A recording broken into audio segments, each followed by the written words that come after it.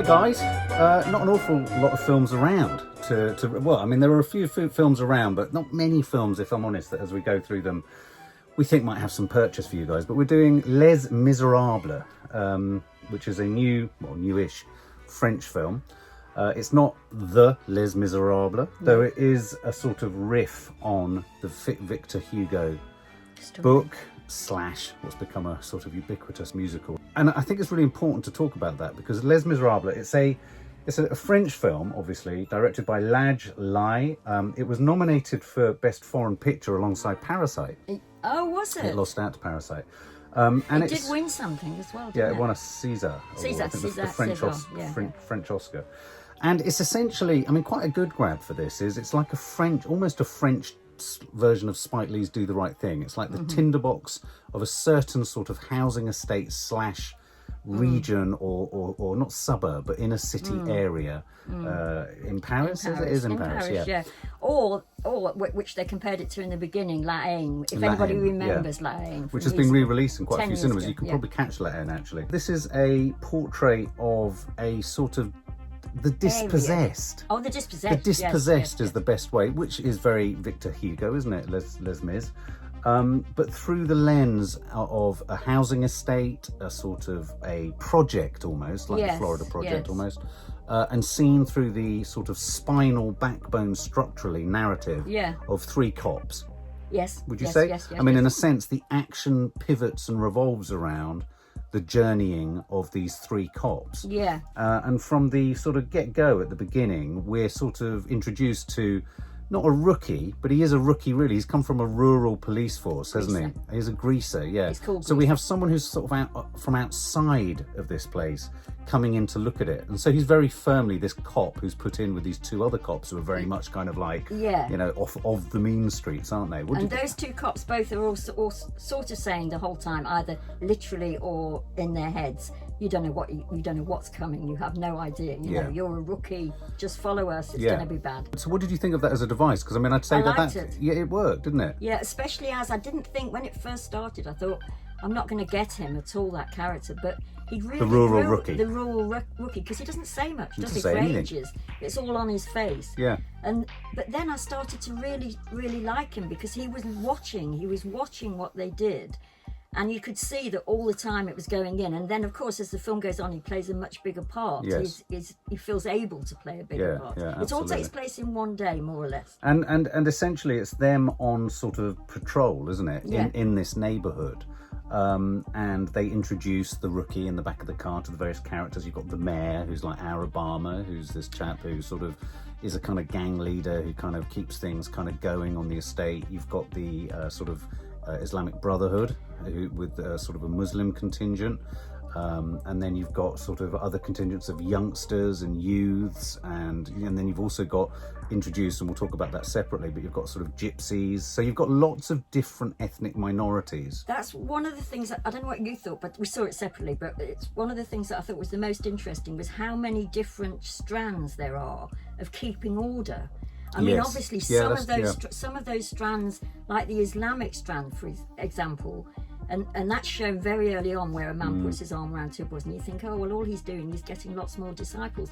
And in a way, there is that line in the background. There's so much more to this film that's in the background. But then you realise that what they are doing face to face and day to day is keeping a sort of order. Absolutely. And I thought it was very interesting. I mean, it is a film, if you like, about the varying different ways that order and a fragile peace, for want of a better expression, is maintained. And I think what it did a very good job of was showing just how volatile and fractious that piece is, and how it can blow at any point. And I thought there were a couple of very sort of powerful scenes where you just didn't know where it was going to go. And also the difference between those different things, so that like the mayor is not necessarily on the same page as the Islamist guy, and the Islamist guy is not on the same page as the police. And in fact, the Islamic Brotherhood aren't fully on the same page as the guy who's running the kebab shop. You know, Salah seems to be in a very different place. I think they threw him in as, I don't know if it is in the Victor Hugo's original book, as a sort of philosophical figure who stands above. Also, what's really sort of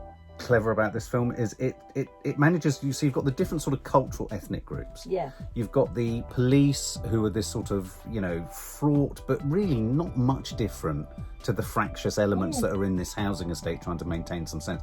They play dirty, they're sort of rough and ready. You know, the main cop, so there's a black cop in the group, which I thought was a great detail because that complicated the ethnic politics of it a bit. So, you know, and then you had the sort of the smart ass, let's call him the smart ass cop. I thought he was fantastic. He was really good. Wasn't he? Who is he? Has he been in, I've seen him in something else. I don't know, but he co-wrote it. You know? Did he? Yeah, he the did. actor? Yes, the actor. I didn't know that. And also, he's from that area, and I think there is a point in the film where they actually say, we're from this area, we understand it. Maybe the black guy says that. But there is a level of understanding as we watch it that these guys, for all their different personality, know the area. I mean, although they can be brutal and although they sort of slap people around the head and all of that, you feel that they know the area, as do all those different levels of... But I think that's probably the case on the street as it is here in London. There's huge neighbourhoods where really that informal kind of off the radar relationship between authority and, you know, sort of, you know, the community and the kind of, you know, the little infrastructure. I mean, what I always find fascinating about these films is the micro economies that are working between everyone, you know, in order to make ends meet, travelling this, taking this, is it drugs? I like the fact that although we had these essentially ethnic groups that were kind of looking out for themselves, there was a connectivity between they were all living in some, I wouldn't say harmony necessarily, but harmony is there was a sort of, as I say, fragile peace is the best way to describe it. Don't forget, I don't know if you've gone this far, but don't forget at the beginning when the copper, who's the new guy, comes in and the other two guys sort of say this is going to be dirty and difficult and whatever. Don't forget that there's the woman boss who says to them, but the important thing that she says is we value loyalty more than anything. In that statement, what she's saying is don't step out of line with what they're doing. Yeah, absolutely. Because I mean, that's right. There's a scene where our rookie cop sort of basically is kind of brought into the fold, and he meets the bosses at the police station. I mean, that was a classic. There was a very odd moment where this woman who was the top kind of, detective or whatever, is saying to them, go out on the streets and make sure basically if you do things wrong, pull for each other. Yeah, that was the only point of that scene, I think. That was the only point of it. Apart from, what did you think of the scene where she kind of looked at his legs longingly, the sort of smart-ass's legs, and sort of stroked them? Was there a sort of suggestion that there was some kind of something going on there? I don't know. It was all very strange. There's some great kids in this film, and I think this is why I'd like... The bugs, as they're called. The bugs, absolutely. And I think this is why I'd like Maddie and Kiki to see it, because I think they'll be crestfallen and feel so empathetic for the plight, if you like, of the children in this film. There's one boy who broke my heart, the drone operator.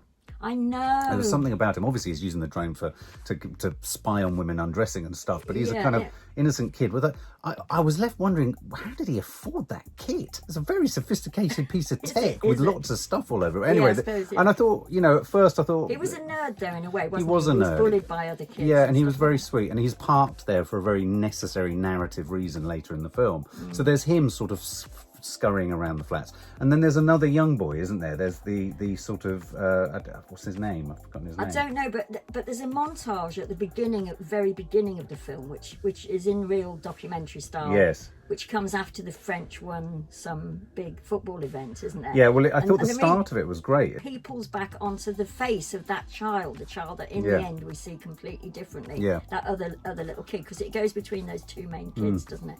And he's all smiling and laughing, and then at the end we have the contrast. I thought that opening scene, it does open with this sort of en masse, the Champs-Elysees full of thousands of people. It was obviously, it looked like it was shot for real. I mean, that was apparently from the... Yeah, and so that was the World Cup victory in 2018, French World Cup victory.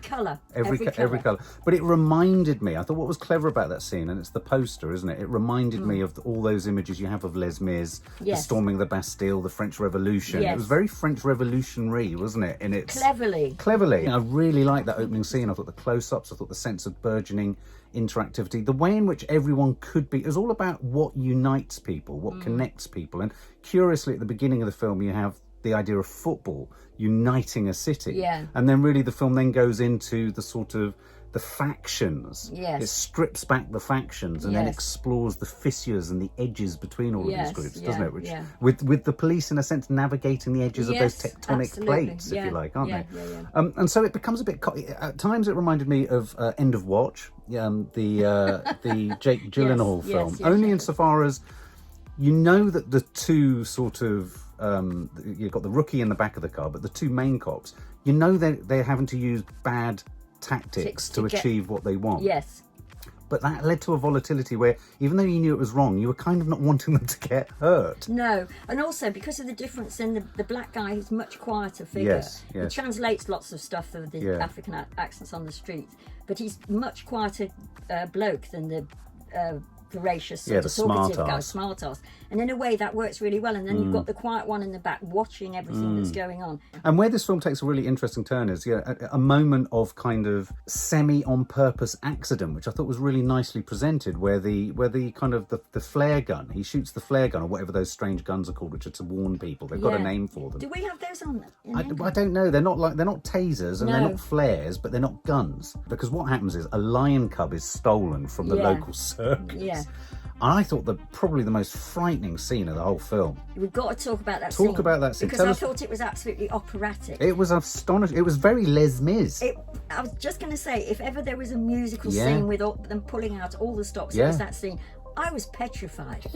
So basically these gypsies confront the mayor. No. So the mayor, who's this kind of gang, and basically is running the shit in the estate, tall black guy, is confronted by these racist, rabid gypsies nutcases who are talking about a lion cub, and at first you're thinking they're talking about a name of this thing, aren't they? Yeah, they're just talking about my Jimmy or Jimmy or something. And one assumes, well, I knew it wouldn't be a kid, it was too ridiculous, but I never thought it would be a lion cub. It was quite funny though, wasn't it? Because we didn't know that at that stage that they were to do with circus. All we knew was that they were petrified. And the violence without actually breaking into violence, it's astonishing, was incredible. And then our police threesome sort of pull in and try and manage it, but it was an incredibly volatile. It's a very well managed, well directed, well observed piece of operatic documentary.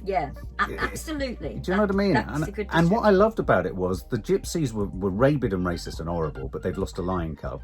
And the mayor were bemused because they didn't know what the hell was going on. They're like, what are you talking about? A lion cub? And it's all about Jimmy. What's Jimmy? And it transpires that this young boy on the estate, who gets into trouble and shouldn't be doing stuff, has stolen it. Yeah.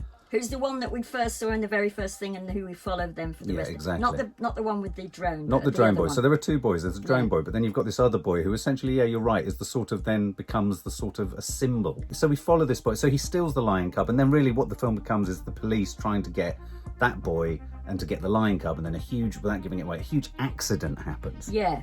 Huge accident. The mayor and everything, the rest of what they've said to this group of incredibly violent-looking individuals who at the moment haven't actually done anything violent is, we will get your lion cub back. Yes. And so, however we do it... The police have said that, Yeah, the police have said that. And then it sort of leaves you to find out what happens after that. And essentially that's the rest of the story, isn't it? It's the process of them trying to source this lion cub.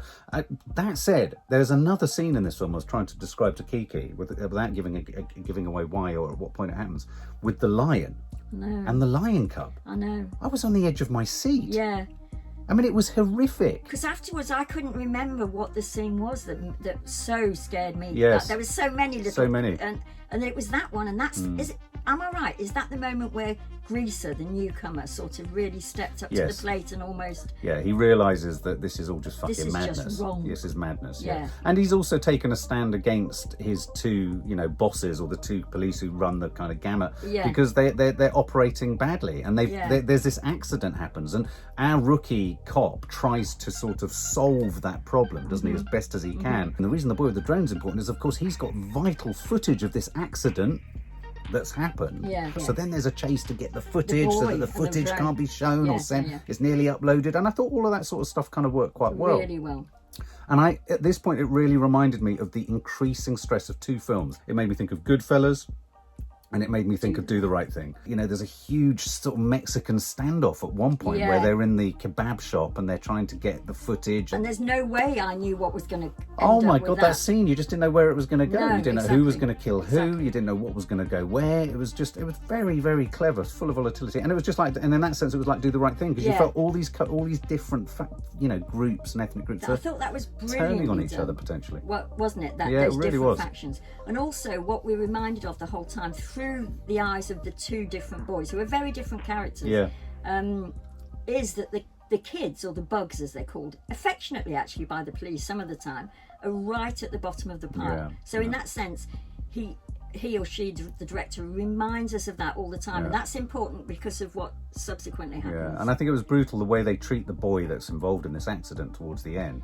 The way the smart-ass cop sort of tries to package him off and rush him off was heartbreaking. It was. Heartbreaking, but then sows the seeds of discontent for the end of the film. Yeah, so in that sense, one could say comeuppance time. Comeuppance time, Jesus, or what? I mean, this is a film about retribution and revenge, and in a very sort of quite an obvious way in some ways, shows you how the constant suppression of the disenfranchised and the dispossessed will lead to fury. Eventually. If it breaks out, it almost becomes like a zombie film, doesn't it? In the sense that it's just undealable with. Undealable with, and I thought it was a very clever Also, ending. let me just say this, I don't know whether you think it's important to include this, but it all takes place more or less in one day, most of the running time of the film, and there's a point where the three policemen go home. Yes. And that's important, because that's really important. They sort of just go home and they're sitting and they're like, can't be bothered with their own kids, and they're thinking, have a drink. Yeah. And I thought what was really clever about that scene, they didn't look like they were in any different scenario to the people they were policing. No, that's true. And I thought that was a really interesting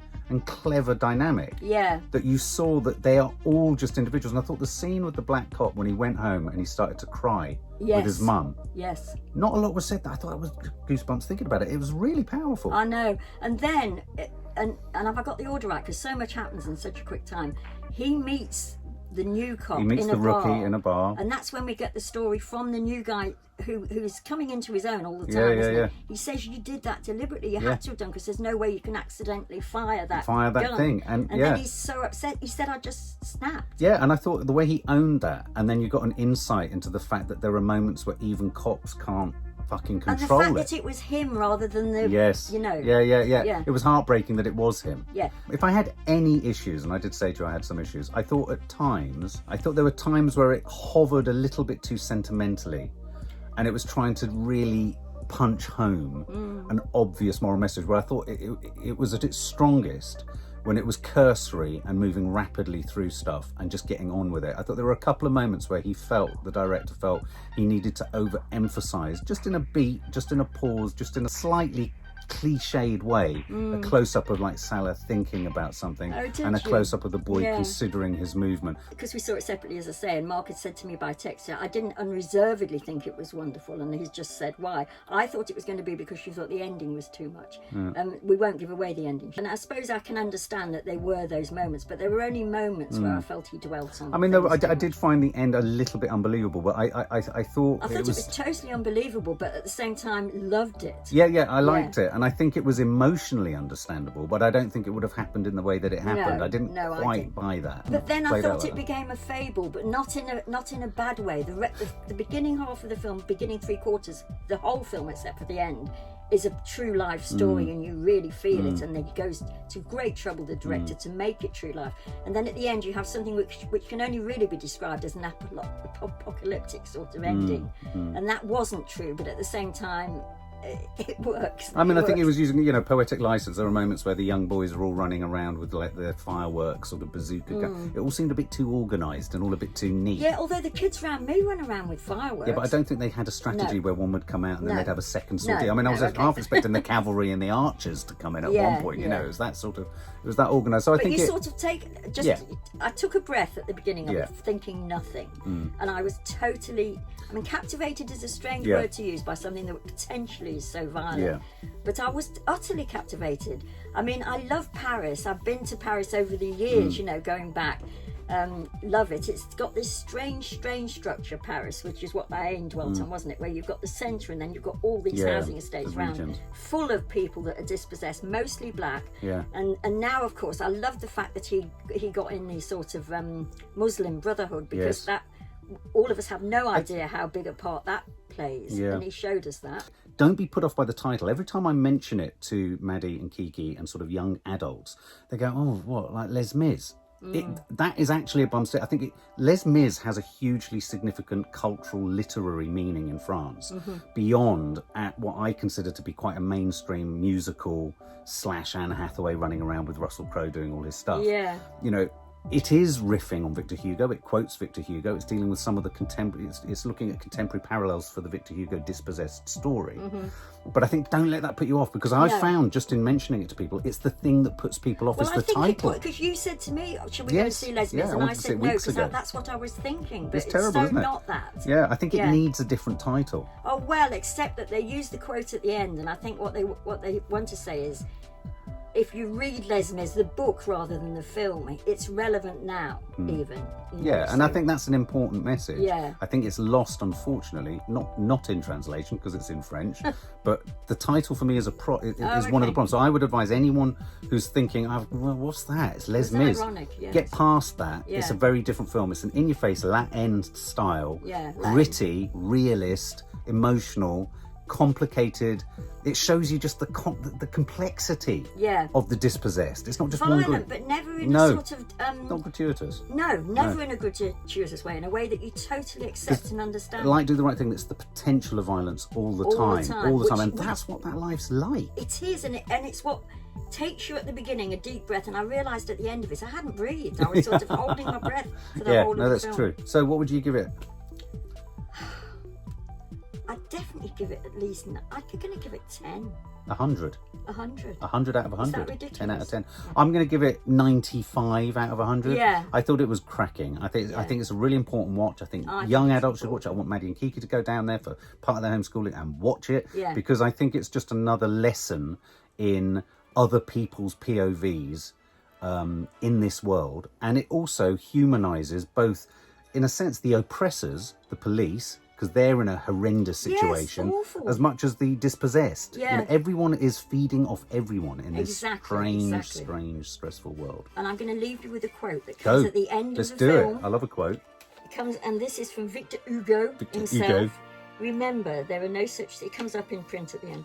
Remember, there are no such things as bad men or bad plants. And I was thinking of GFH. There are only bad cultivators. There you go. There you go. So... There you go, go and see it.